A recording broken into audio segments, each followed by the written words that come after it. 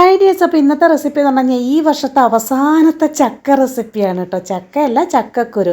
കുറച്ച് ചക്കക്കുരു ഫ്രിഡ്ജിൽ ബാക്കി ഉണ്ടായിരുന്നു കേട്ടോ, കുറേ നാളായിട്ട് എടുത്ത് വെച്ചതാണ്. അപ്പോൾ അതും ചെമ്മീനും കൂടിയിട്ടുള്ളൊരു തോരനാണ് കേട്ടോ. ഞങ്ങൾ കണ്ണൂർക്കാർ, കാസർഗോഡുകാരൊക്കെ ഉണ്ടാക്കുന്ന ആ ഒരു രീതിയാണ് കേട്ടോ. അപ്പോൾ അടിപൊളി രസമാണ്, ടേസ്റ്റാണ്. ചോറിന് ഇത് മാത്രം മതി കേട്ടോ കഴിക്കാൻ വേണ്ടിയിട്ട്. അപ്പം നമ്മുടെ ചക്കക്കുരു റെസിപ്പി ഒന്ന് കണ്ടു നോക്കട്ടെ. അതിന് മുന്നേ എൻ്റെ ചാനൽ ആദ്യമായിട്ട് കാണുന്നവരാണെന്നുണ്ടെന്നുണ്ടെങ്കിൽ വീഡിയോ കണ്ട് ഇഷ്ടമാണെന്നുണ്ടെങ്കിൽ സപ്പോർട്ട് ചെയ്യാൻ മറക്കരുത് കേട്ടോ. ഒന്ന് സബ്സ്ക്രൈബും കൂടെ ചെയ്തേക്കണേ. അപ്പം ഞങ്ങളിത് ചക്കക്കുരു അരിഞ്ഞെടുക്കുകയല്ല ചെയ്യാറ്, ഇതുപോലെ ചതച്ചെടുത്തിട്ട് കല്ല് വെച്ച് ചതച്ചെടുത്തിട്ട് അതിൻ്റെ തൊലിയൊക്കെ കളഞ്ഞെടുക്കുകയാണ് ചെയ്യാറ്. പിന്നെ ഇപ്പം എന്ന് പറഞ്ഞാൽ അതിൻ്റെ പുറത്ത് ബ്രൗൺ കളർ തൊലി ഞങ്ങൾ കളയാറില്ല, അത് നല്ലതാണെന്ന് പറയുന്നുണ്ടല്ലോ. അതുകൊണ്ട് വെള്ള തൊലി മാത്രമേ കളയാറുള്ളൂ കേട്ടോ. അപ്പോൾ അങ്ങനെ ചതച്ചെടുത്തിട്ട് നന്നായി വെളുത്ത തൊലി കളഞ്ഞിട്ട് നന്നായി കഴുകിയെടുക്കും. എന്നിട്ടത് ആവശ്യത്തിന് മഞ്ഞൾപ്പൊടി, ഉപ്പും ഒരല്പം കുരുമുളക് പൊടിയും പിന്നെ കുറച്ച് മാത്രം മുളക് പൊടി ഇട്ടിട്ട് നമ്മൾ ഈ ചക്കക്കുരു ഒന്ന് വേവിച്ചെടുക്കും കേട്ടോ. ഒരല്പം മാത്രമേ വെള്ളം ഒഴിച്ച് കൊടുക്കുള്ളൂ, ഒറ്റ വിസിൽ മാത്രം, കാരണം ചതച്ചെടുത്തതാണല്ലോ. അപ്പോൾ കുക്കറിൽ ഒറ്റ വിസിലടിച്ച് എടുക്കുമ്പോഴത്തേക്കും പെട്ടെന്ന് നമുക്ക് സംഭവം റെഡിയാവുമല്ലോ. അപ്പോൾ പിന്നെ ഇതാ ഞാൻ അതിന് വേണ്ടുന്ന ചെമ്മീൻ, ഏകദേശം ഒരു കൈപ്പിടിയോളം ചെമ്മീൻ, ഞാൻ ഉണക്കച്ചെമ്മീൻ വൃത്തിയാക്കിയിട്ട് കഴുകി എടുത്തിട്ടുണ്ട്. പിന്നെ ഇതേ ചതച്ച വെളുത്തുള്ളി, ഒരു 5-6 വെളുത്തുള്ളി ചതച്ചെടുത്തിട്ടുണ്ട്. ഒരു 10ഓളം കുഞ്ഞുള്ളി അരിഞ്ഞെടുത്തിട്ടുണ്ട് കേട്ടോ. ഞങ്ങൾ എന്തായാലും വെളുത്തുള്ളി ഇടും കേട്ടോ. തോരനിലൊക്കെ ഞങ്ങൾ വെളുത്തുള്ളി കൂടുതൽ ഉപയോഗിക്കുന്നവരാണ്. അപ്പോൾ ആദ്യം തന്നെ ഇത് ചീൻചട്ടിയിൽ വെളിച്ചെണ്ണ ഒഴിച്ച് കടുക് പൊട്ടിച്ചു, പിന്നെ കറിവേപ്പില ഇട്ട് കൊടുത്തു. എന്നിട്ട് നമ്മുടെ വെളുത്തുള്ളി ആദ്യം മൂപ്പിക്കും. വെളുത്തുള്ളി നമ്മൾ അത്യാവശ്യം ഒരു നിറം മാറുന്നവരൊന്ന് മൂപ്പിച്ചെടുക്കും. ചിലർക്ക് നല്ല ബ്രൗൺ ആവുന്നവരെ മൂപ്പിച്ചാൽ ഭയങ്കര ഇഷ്ടമാണ് കേട്ടോ. എൻ്റെ ഹസ്ബൻഡിനൊക്കെ അങ്ങനെയാണ് ഇഷ്ടം.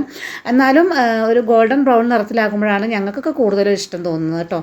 പിന്നെ ഇത് അതിനകത്തോട്ടേക്ക് ചെറിയ ഉള്ളി ചേർത്ത് കൊടുക്കുന്നുണ്ട്. ചെറിയ ഉള്ളിയും ജസ്റ്റ് ഒന്ന് വാടിക്കഴിഞ്ഞാൽ മതി, നമ്മൾ ഒരുപാട് ബ്രൗൺ ആക്കാൻ നിൽക്കണ്ട. കാരണം നമ്മൾ ചെമ്മീൻ വറുത്തിട്ടില്ല, നമ്മൾ ഇതിൽ തന്നെ ഇട്ടിട്ടാണ് ഇനി ചെമ്മീനും കൂടെ റോസ്റ്റ് ചെയ്തെടുക്കാൻ പോകുന്നത്. അപ്പോൾ ഉള്ളിയും ഇതൊക്കെ മൊരിയുമ്പം ആ കൂട്ടത്തിൽ നമ്മുടെ ചെമ്മീനും കൂടെ മൊരിഞ്ഞോളും.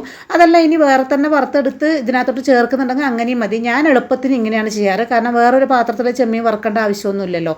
അപ്പോൾ ആ ഉള്ളിയൊക്കെ ഒന്ന് സൈഡിലോട്ട് മാറ്റിയിട്ട് ആ നടുക്കത്ത് ഈ ഒരു ചെമ്മീൻ ഇട്ട് കൊടുക്കുക. 2 മിനിറ്റ് കഴിയുമ്പോൾ എല്ലാം കൂടി ചേർത്തിട്ട് നന്നായിട്ടൊന്ന് മൂപ്പിച്ചെടുക്കാം കേട്ടോ. അപ്പോൾ ഇതിനകത്ത് തന്നെ നന്നായിട്ട് മൊരിഞ്ഞ് വന്നോളും.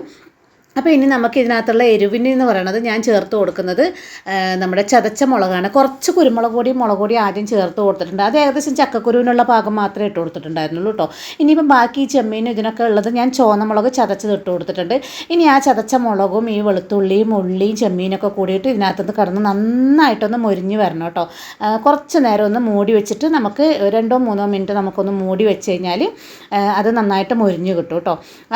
അതിലത്തത് കിടന്ന് തന്നെ മൊരിഞ്ഞ് കിട്ടും. അപ്പോൾ അങ്ങനെ 2-3 മിനിറ്റ് വെക്കുമ്പോഴേക്കും നമ്മുടെ ഉള്ളിയും വെളുത്തുള്ളിയും ഇതേ ചെമ്മീൻ അടക്കം നന്നായി മൊരിഞ്ഞ് കിട്ടിയിട്ടുണ്ട് കേട്ടോ. ഇപ്പോൾ തുറക്കുമ്പോൾ നല്ലൊരു സ്മെല്ലാണ്. ഇനി നമുക്കിത് നമ്മുടെ ചക്കക്കുരു അതിൽ കുറച്ച് വെള്ളം മാത്രം ബാക്കിയുണ്ടായിരുന്നു, ആ വെള്ളവും കൂടെ ചേർത്തിട്ട് തന്നെ ഇട്ട് കൊടുക്കാം. കാരണം നമ്മളിതെല്ലാം കൂടി മിക്സ് ചെയ്ത് 2 മിനിറ്റ് മൂടി വെക്കുമ്പോഴേക്കും ആ വെള്ളം വറ്റി കിട്ടിക്കോളൂ കേട്ടോ.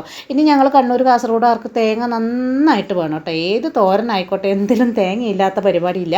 അപ്പോൾ ആ തേങ്ങയും കൂടെ ചേർത്ത് കൊടുത്തു. ഇനിയിപ്പോൾ ആ ഒരു ഇത്തിരി വെള്ളം മാത്രമേ ഉള്ളൂ. അപ്പോൾ അത് ഈ തേങ്ങയൊക്കെ കൂടി ഒന്ന് ചൂടാകുമ്പോഴേക്കും വറ്റി കിട്ടിക്കോളൂ കേട്ടോ. അപ്പോൾ നമ്മുടെ സംഭവം ഇത്രയേ ഉള്ളൂ, റെഡി ആയിട്ടുണ്ട്. ഇനി ഒരു 2-3 മിനിറ്റ് നേരം എല്ലാം കൂടി ഇങ്ങനെ സെൻറ്ററിലാക്കി മൂടി വെക്കും കേട്ടോ. അങ്ങനെ മൂടി വെച്ചിട്ട് ഒരു 2 മിനിറ്റ് നേരത്തേക്ക് ഇങ്ങനെ നമ്മൾ വീണ്ടും അടച്ച് വെച്ച് കൊടുക്കും. അപ്പോഴേക്കും ആ വെള്ളമൊക്കെ വറ്റി തേങ്ങയൊക്കെ നന്നായിട്ട് എരിവും ഇതൊക്കെ പിടിച്ചിട്ടുണ്ടാവും. എല്ലാം കൂടി ചേർന്ന് നന്നായിട്ട് യോജിച്ച് ആ ടേസ്റ്റൊക്കെ യോജിച്ച് വന്നിട്ടുണ്ടാവും കേട്ടോ. അപ്പോൾ ഇത്രയേ ഉള്ളൂ, നമ്മുടെ സംഭവം ഇവിടെ റെഡി ആയിട്ടുണ്ട്. എരിവ് പിന്നെ അത്യാവശ്യം മുന്നിട്ട് നിൽക്കുന്നതാണ് ടേസ്റ്റ്, അങ്ങനെ ആയിരിക്കണം. അപ്പോൾ ഞാൻ ആദ്യം ഇട്ട മുളക് പൊടി എന്ന് പറഞ്ഞാൽ നല്ല എരിവുള്ളതാണ്, കുറച്ച് മുളക് പൊടി ഇടാൻ പറ്റുള്ളൂ കേട്ടോ. അപ്പോൾ അതുകൊണ്ട് തന്നെ ഇത് ആവശ്യത്തിനുള്ള എരിവായിട്ടുണ്ട്. അപ്പോൾ അടിപൊളി ചെമ്മീൻ റെസിപ്പിയാണ്. ഇഷ്ടമായിട്ടുണ്ടെന്നുണ്ടെങ്കിൽ സപ്പോർട്ട് ചെയ്യണേ.